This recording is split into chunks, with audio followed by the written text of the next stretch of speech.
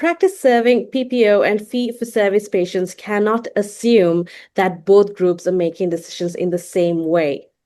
Welcome back to Less Insurance Dependence. I'm your host, Angie. And today I'm joined by Naren Arulrajah, CEO of Ekwa Marketing and co-host of Less Insurance Dependence, to discuss how to market to PPO and fee-for-service patients without weakening the message for either audience and help you understand how to communicate value clearly while protecting patient trust during a transition away from insurance dependence. Naren, welcome to the show. Thank you so much, Angie. I'm really looking forward to this conversation. And I think the topic today, one practice, two mindsets, marketing to PPO versus fee-for-service patients. I think that's an excellent topic. And I think the topic kind of has the magic word in this, which is mindset, right? Everything starts with a mindset. Someone who comes with the mindset of, is it covered by insurance, is not looking for ideal care, is not looking, for that beautiful smile. So they could be making a lot of money, but just that thing they were trained, right? I, the employer, give you this benefit, i.e. card, and now everything is free. So they are not, and of course, we all know those people in the dental field that, insurance doesn't pay for most things that is good for you. Insurance doesn't pay for beautiful smiles. So you end up with inferior dentistry, the whole thing changes. So that mindset that's coming in with the patient now becomes an infection that impacts your practice. Because I listen to calls all day long and I notice, some people just are resigned. They don't try to do ideal dentistry. They give up. They just like, okay, the patient's first question is going to be, is it covered? So why even bother? So they stop presenting cases. They spend half their time asking insurance paperwork, not influencing the patient, not winning the patient, not providing great experience. It's all about, hey, it's kind of like you go to a soup kitchen and get free food and you just have to line up, and the person just focuses on keeping the line straight as opposed to, treating them, with respect and doing great work, right? It just, everything changes, right? Mindset. So I think we're going to have some fun today, really talking about mindset and how you can perhaps navigate this conundrum. Absolutely. That was a wonderful intro, Naren. Let's start with this one. Why does one size fits all marketing become a problem when a practice serves both PPO and fee-for-service patients? Yeah, and I hate to say this, but it's kind of what I already alluded to, right? When somebody expects things for free, they don't value you. Let's say, you're a child, at your parents' house, you're growing up and your mom cooks for you, cleans for you, does everything for you. You don't appreciate the mother. On the other hand, there's another family where the kids have to do chores. They have to set the table up. They have to clean up after the dishes. They value the parent. They value, what the mother is doing or what the father is doing. So it's all comes down to, getting people to pay for things. I mean, when you teach children these values where they have to pay in the form of, preparing the table or cleaning the dishes, they appreciate it. They appreciate what you do. When you don't, if you just don't make them do that, they don't appreciate you. And adults are no different. So when you are a practice where, hey, I'm on the list, so I'm supposed to get, or you are on the list, I'm supposed to get free dentistry, when that's a mindset, they don't value you. So it creates this really toxic environment. And what I mean by that is all the expenses are going up. The PPO maximums haven't really budged in like 40 years. Maybe they have doubled, but the expenses have gone up like 20 times. So what happens is doctors have to work harder and harder. The rent is up. Everything is up 50% just since COVID. Is your insurance reimbursements up 50%? Not even 10%, 20% in most cases. So you are really like doing more with less, which means you are the one getting killed. Your employees are not getting paid less, or they are getting the 50% bump pre-COVID. Your rent is not giving you a discount because you're a PPO practice. So a lot of doctors, like there's one particular gentleman I spoke to, he's a client of ours for many years and he's become a good friend. And he was telling me, like, he and his wife had this conversation. He's like, I would rather quit dentistry than work for half, versus what I used to make 5 years ago and still have to work more. Like, what's the point? Like, what's the point of, like, you are like a sacrificial lamb. So And the flip side is also true. So when he eventually decided to start dropping one PPO plan, two PPO plans, and slowly transition towards becoming a fee for service practice, he still has one PPO plan because it's the biggest and it pays somewhat reasonably. He realized he can pick and choose the patients, these patients who value him, who appreciate him. He can pay his people more because he's not making like less and less, 40% less versus before.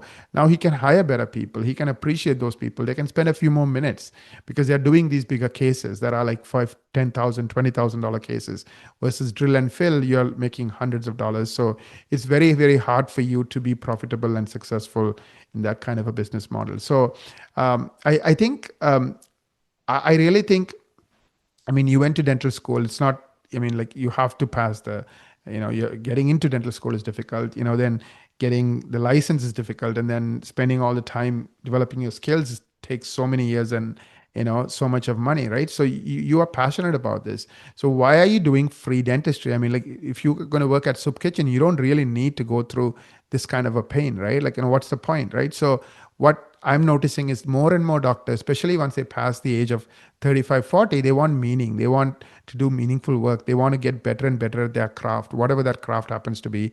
Of course, for dentists, it's dentistry and those services they enjoy.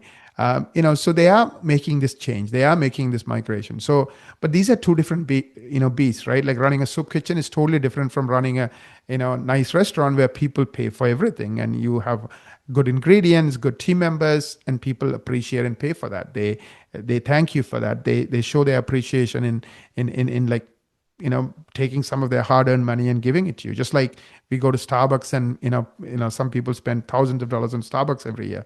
Like they are choosing to do it. So it's a much more fun experience. Imagine working at the rundown coffee shop that sells $1 coffee versus at a Starbucks, where the customers are happy and the people are happy and everybody wants to be helpful and everybody cares about each other.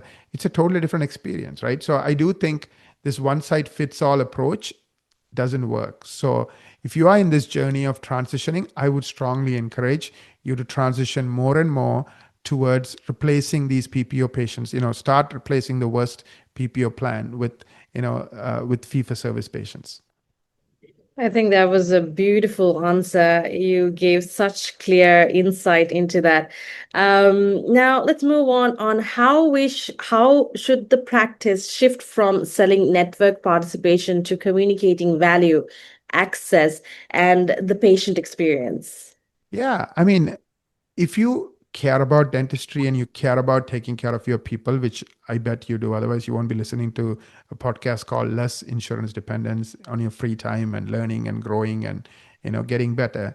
If you do, then you really have to ask the question, you know, who do I want to be a hero to? Do I want to be a hero to people who don't appreciate me, who want it just because it's free, or do I want to be a hero to people who appreciate a beautiful smile, who appreciate a healthy mouth, who appreciate taking care of their oral health, to the best of their abilities. And once you make that decision, then put yourself in their shoes. What would you do when you are buying something you appreciate? You look at what other people say. One of the places is go and read your Google reviews. So if you read 10, 15 reviews, especially those 5-star paragraph reviews, you will find out why your clients who appreciate you appreciate you. Maybe it's because of the way you treat them, like you treat them like family. Maybe it's because you always focus on providing the best care. Maybe because you stand behind your work. Maybe because you and your team go out of the way to take care of these people, the customer service, the attention to detail. So once you read 10, 15 reviews, you will find the 3 or 4 things your best customers who appreciate you, who pay for you, who write those reviews for you, appreciate, right? Are the reasons they're coming to you. Just do those things. So that's how you start building a practice that's not the soup kitchen, but rather something that attracts and retains people who appreciate dentistry. And it's fun experience because you're kind of creating a movement, right? It's like, imagine, you are an awesome restaurateur, you love cooking, and you really, really, love making beautiful meals for people. Now you and your team are creating that for people every day, right? Amazing menus, amazing ingredients, and it's you put your heart and soul into it, and the customers can feel it, the team can feel it, everybody's giving their 110%, versus working in a soup kitchen nobody appreciate unless it's free. It's not fun. So I really think you can start making that transition very effectively. So you asked a question about how do you shift from selling network participation to communicating value, access, and patient experience. So I kind of said, start finding why people appreciate you by reading your Google reviews, right? Now, you don't have to sell network participation, because as soon as you sign up, it's free, right? So they show up just because it's free. So there's no skill development, there's no improvement either for you nor for your team. And after a while, people become resigned in that PPO environment where they're like, I'm an order taker. I just ask them what's their insurance details and this and that, versus understanding what they want and giving them what they want, creating that beautiful smile. So it becomes this, lowest common denominator practice. And I've seen this time and again, the way that phone is being answered in a PPO practice versus the practice who really, wants to serve people, wants to make a difference. It's totally different. The excitement in the voice. I mean, you see me like, I'm 50 and I've been doing this for a long time. I love what I do. So you can hear it in my voice. Same thing, with the people who love what they do, who do great dentistry. It's not just you, the dentist, but the team. Everybody's just excited to come to work and do wonderful things. Of course, make a difference for others and be treated fairly and respectfully by the patients they take care of, right? So it starts shifting everything. So once you know who you want to be a hero to, start being that. Have a morning huddle, reinforce that. Even in your patient list, who do we want to be a hero to today? Whose life are we going to change today? Create, because nobody goes to dental school, just to be a worker for an insurance company, right? Where you are the one who makes insurance companies money. They go to dental school, and even the team that works with you gets into dentistry to make a difference in the lives of others. So bring that passion back, live that passion. And of course, you have to get those Google reviews. Of course, you have to, have a awesome marketing strategy to attract the right patients. So the ones who are going to pay the 10, 20, $30,000, they have options. They can go to 100 other places. So why should they choose you? How do they find you? Why should they like you? Why should they trust you? So there's a lot of work you can do. So instead of, doing free dentistry and spending time, working for less and less and less, use that extra money, use that extra time to get better, not just in the dentistry you do, but the way you run your business, the way you train your people, the way you elevate your game, the way you continue to, up the experience, up the technology, up the way you provide those services. So I think it's almost like one is like a negative doom gloom loop. The other one is a positive snowball effect, where the further the snow falls down, the stronger it gets and the more powerful it gets. That is such an important shift, because insurance can be part of the financial conversation without becoming the entire reason a patient chooses the practice. So now, why do PPO practices struggle to embrace and grow fee for service patients? Any success stories on how people have successfully made the transition, and how did they do it?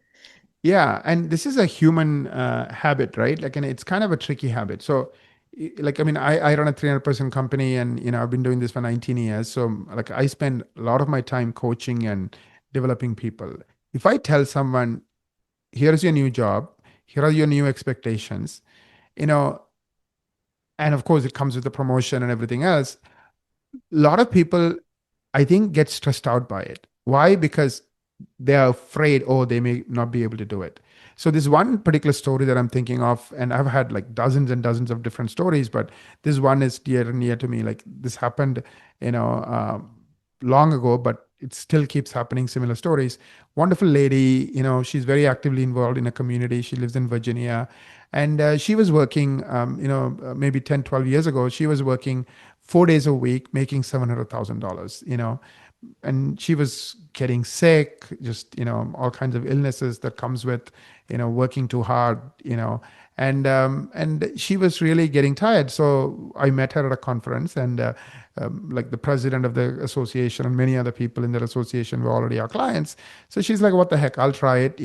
1250 a month. Worst case, I'll lose 1 year's worth of fees, but if it works, maybe it'll change my life, because that's what the president, everybody else is saying, right? Why the marketing that we were able to do attracted the right patient. So she started working with us.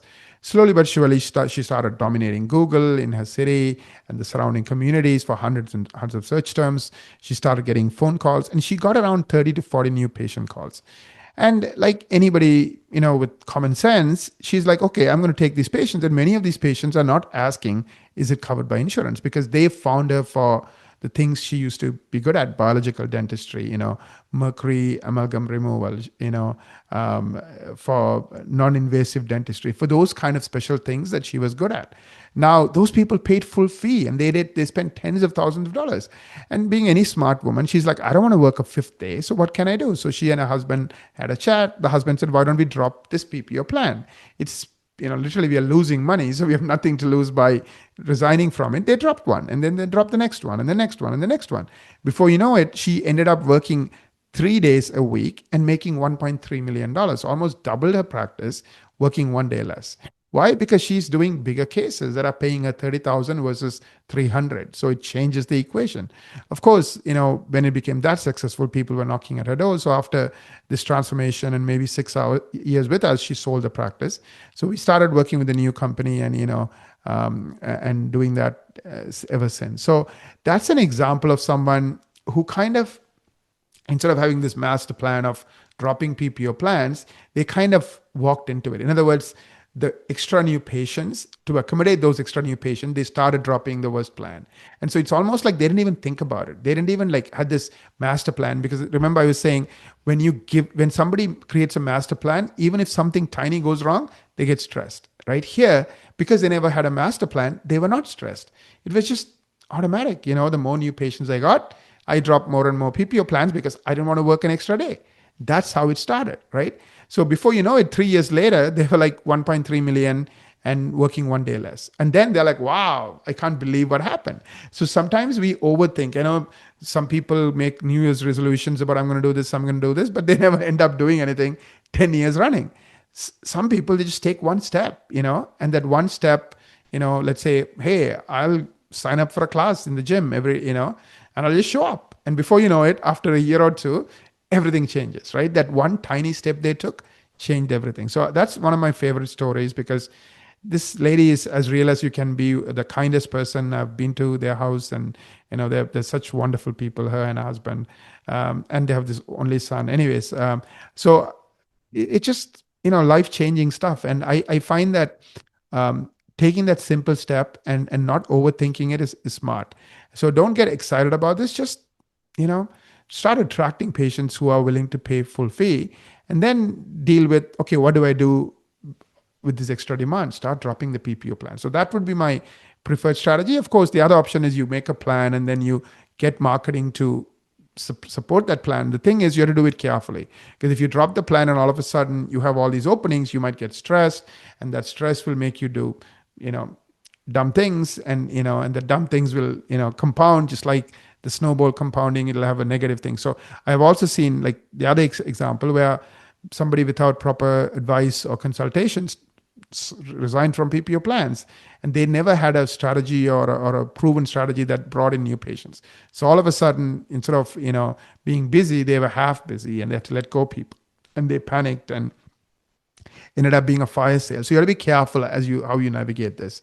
So my strategy is beef up your marketing, start attracting fee-for-service patients, taking care of them, and then slowly but surely, let the PPO just take care of itself by dropping one by one by one. That is such a helpful perspective, Naren. Let's now look at the full patient journey and how a practice owner can identify whether it is truly set up to attract and convert a fee-for-service patients. So, how can an owner audit his customer journey to see if it is optimized to attract fee-for-service patients? Yeah. So, marketing is helping the ideal patient find you. So these are patients who are looking for those services you offer that you're really good at. So, are you showing up on Google? Are you showing up on ChatGPT? Are you showing up on all these different platforms? And now with AI search, people are trusting the answers they receive. So I could go to AI and say, I am afraid of going to the dentist. I'm looking for somebody, who's specialized in sedation dentistry and has wonderful reviews where patients love going to this person. I will tell them that answer. And by the time they call, they have already decided you are their dentist. No convincing needed, nothing needed. You just have to do the work, right? So are you showing up on those searches, right? Whether it's AI or whether it's, like ChatGPT or Google AI overview or Google, AI mode or Google SEO, right? You need to dominate. So that's number one. So are people finding you, those people you want to attract and serve? Second, are they liking you? So do you have wonderful landing pages that are easy to use, that have before and after pictures, especially for those high value cases, so they can see the after smile, the full face picture, and they can visualize themselves in that transformation that you're showcasing on your website. Are you somebody that they feel like they can get to know and talk to, right? Simple videos where you welcome them to that landing page, to that particular topic that they're interested in, whether it's Invisalign, whether it's sedation, and they feel comfortable, like seeing themselves being your patient. So if you do that, helping people know you, that's dominating search, showing up again and again for hundreds of keywords. And then if you do the liking piece, the landing pages, the before and afters, the videos, and last but not least, those wonderful Google reviews that people will read before they make this kind of an important healthcare decision. Are you getting 10 or more 5-star Google reviews? So that's the front end of the customer journey, but the things that are not very visible is the way the phone is being answered. So one of the things we do is we track all the phone calls. We coach our clients who are struggling with phone conversion, especially when a practice goes from PPO to fee for service. They don't know how to, it's kind of like you're working in a soup kitchen all your life. You don't know how to work in a high-end restaurant. It's not like these people can't be trained. It's just that they have never been used to it. So you have to track the calls. You have to coach them how to do things differently. Like it's a different, mindset, right? One wants free everything. One wants to pay for good quality work. Two different human beings. So how do you deal with these two people? So slowly but surely with proper call coaching, then you take care of that piece. And like anything else, you just stick with those fundamentals, those 4 things I said, day in and day out, and you focus on it. You get better at it. You track the metrics. How many people are seeing me on Google? How many keywords am I ranking for? Is the number of phone calls I'm getting growing? Is my landing pages getting better? Am I getting 10 or more 5-star Google reviews every month? How is my conversion rate, phone conversion rate? Is it 70% or higher? Some basic guidelines and rules. If anyone is interested, we have a PDF. We can send it to you. Just go to the website and contact us with everything I'm just sharing. You can make the transition and you can make it, very, very successfully. Yeah, definitely. That is so helpful, Naren. Now let's put everything together. If a practice is preparing to reduce PPO dependence, what should be examined first in a marketing strategy meeting? Yeah, I would start by, remember PPO sends you free, patients who want free dentistry. Now you need to attract people who are looking for the things that you're good at, whether it's oral health or whether it's beautiful smiles, all the different types of things they're looking for. So when people are looking for that, are you the one they're finding again and again and again without you having to run ads? If you are ranking for 100 or more different searches and phrases, you're doing great, because there's the haves and the have-nots, those who dominate organic AI search, AI plus regular search, get 95% of the potential new patients. So are you the one they are finding? So just focus on that, So that's one of the things we do with our marketing strategy meeting. We'll tell you, how are you doing in helping people find you? Are you dominating, like in your city, surrounding cities? Who are your top 3 competitors? How are they doing compared to you? And why? That's the key thing, right? Why are you dominating or why are you not dominating? If you're not, there could be some underlying root causes. Google CRUX, Google Lighthouse Co. So we will not only tell you where you stand, but we'll give you a report card. And then we'll tell you how you have to, do against your competition. The good news is most of your competitors, just like you, I mean, like I've done, hundreds of these meetings in my 19 years, they're not doing exceptionally well. They're not in that top 3%, which is our aim. Our aim is to help you dominate Google, to get into that top 3%, rank for hundreds of different searches and queries people are asking in front of tens of thousands of people. So once you know that, then of course you have to work on your landing pages, like I talked about, the videos, the before and afters, the cases. Now, of course, it depends on the kind of services. If you're doing sedation, you may not need before and afters. If you're doing general dentistry, there's no before and afters. But then finally, the Google reviews portion, right? So again, there's a method to the madness. You can do that. And the last but not least, the phone conversion. If that's like the last mile, right? You're getting a lot of calls. If you have a problem of not being able to book them, then that has to be taken care of. So book that marketing strategy meeting, especially when it comes to auditing. Are people finding you? Why not? How are you doing on your landing pages? How are you doing in your Google My Business? How are you doing on NAP? We'll give you a report card and a plan. The link is lessinsurancedependence.com/MSM. That was wonderful. Now, that was Naren Arulrajah on how to market to PPO and fee-for-service patients without weakening the message for either audiences. The key takeaway is simple. The strongest transition marketing addresses different patient concerns while keeping one clear, consistent practice promise. To learn more about Naren and our Ekwa Marketing, visit the link in the show notes. I'm Angie, and this has been the Less Insurance Dependence. Thanks for listening and keep on leading.